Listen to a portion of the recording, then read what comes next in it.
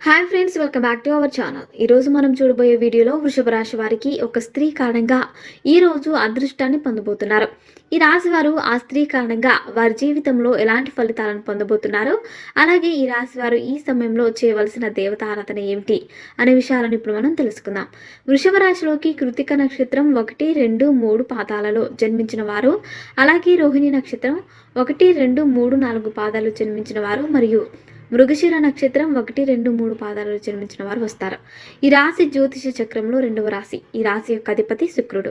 ఈ రాశిలో జన్మించిన వారు దృఢమైన మనస్తత్వాన్ని కలిగి ఉంటారు. అలాగే ఈ రాశి వారు ప్రతి విషయంలోనూ అంచలంచలమైన విశ్వాసాన్ని కలిగి ఉంటారు. అలాగే ఈ రాశిలో జన్మించిన వారు తమ మనసుకు నచ్చిన వ్యక్తులు తప్పు చేసిన వారిని వెంటనే క్షమిస్తారు. అలాగే ఈ రాశిలో జన్మించిన వారికి దయాగుణం, దానగుణం ఎక్కువగా ఉంటాయి. అలాగే ఈ రాశిలో జన్మించిన వారు ఒక్కసారి వారు తీసుకున్న నిర్ణయాలను ఎవరు చెప్పినా మార్చుకోరు.